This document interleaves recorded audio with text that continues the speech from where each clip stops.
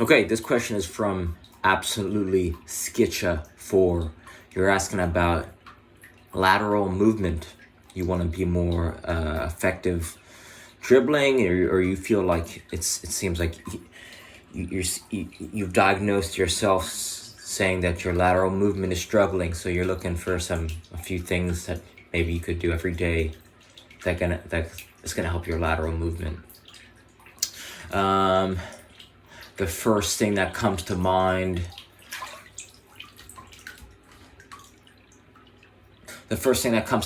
is David Weck's RMT rope flow patterns, because you can get multiple ranges of motion, and it's going to allow your body, right? It's going to help with proprioception. Proprioception is just understanding where your body is in space or time, right? Any balance slash movement. Well, not everyone, but most times when you're working balance, this is kind of an underlying thing that a lot of people don't realize is being trained. It's almost like people don't realize that when you're reading books, it actually helps you speak more effectively, right? So if you invest, right, if you're looking for something that's cheap, you might even have a jump rope or some string or some rope lying around your house, your RMT rope. You want it to be a little bit longer. You want it to be a little bit longer than you are tall. Some people like knots in the end. You could play around, right? Like it works your hand in different ways, having knots or not having knots. Depends on what you're trying to achieve.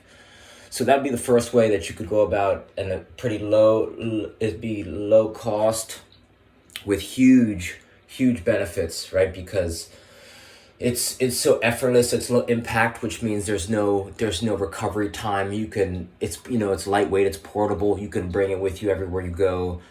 I noticed that when I brought mine to Paris, I brought my RMT rope to Amsterdam, and I noticed pickpockets want nothing to do with you when you're swinging an RMT rope around. So that would be the first thing that you could do. The second thing is invest in a balance tool, right? Jim Klotman, he says that from the book Balance is Power.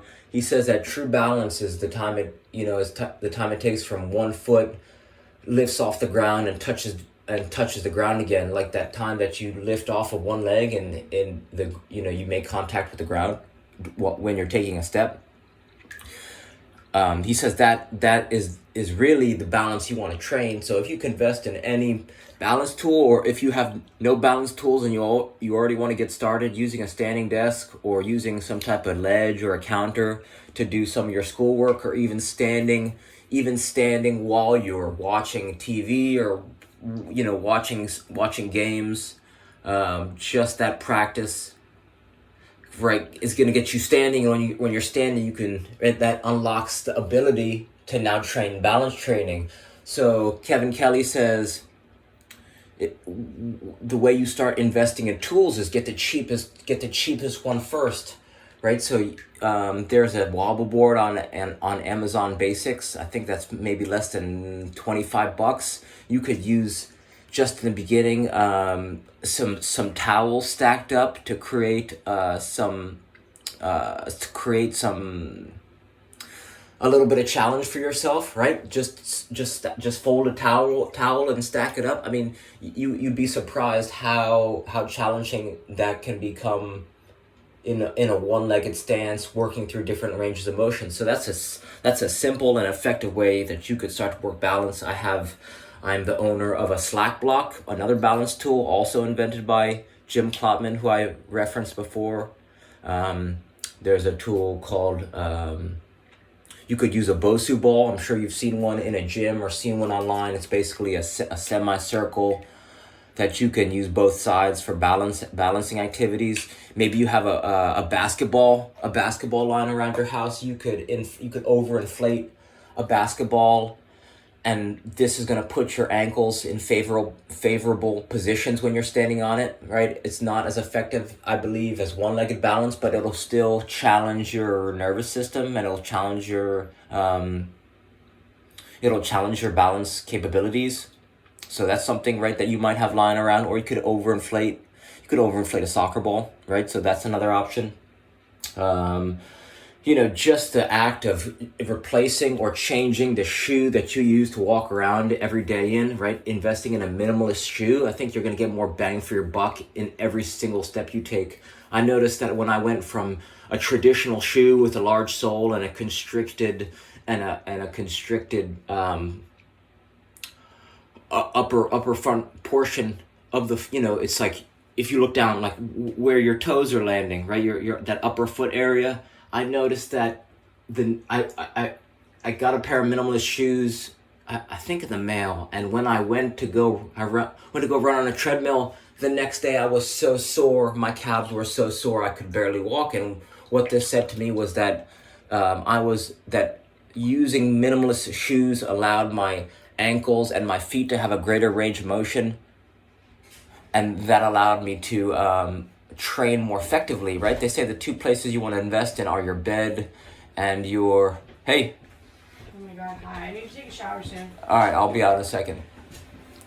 The place you want to invest in is your bed and your shoes, right? Because those are two places where you're going to spend a majority of your time, right? Standing, walking around.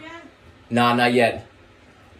Walking around, training, and or lying in your bed sleeping. So, minimalist shoes, like a lot of people think about balance training, and I know we're talking about moving effectively laterally, but that's such a simple yet highly effective thing that you could do, and effortless, right? Every step that you could be taking could be making you stronger, but you'll notice if you're barefoot and you take a step on the ground, your feet slightly expands, right? So you want your feet to be free, right? You want to have them not constricted by shoes, and also acting like the shock absorbers / levers they are. So that's just a simple way that you can start to regain some strength, flexibility, and mobility in your feet. And since your feet are kind of the foundation of your whole body, literally they're the contact point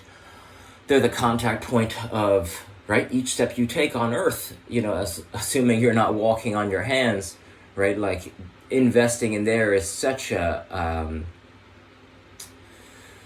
the return that you get from investing in minimalist shoes or spending more time going barefoot, as long as it's in a safe area, I think is massively underrated, right? Minimalist shoes are underrated.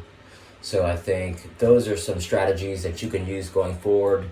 And I think if you can master those, reach out again. But I think those would be great first steps. All three of those things that I suggested are great first steps to take, where you could get the most bang for your buck and are also super effortless. So reach out with any questions, and thanks for your time. All right.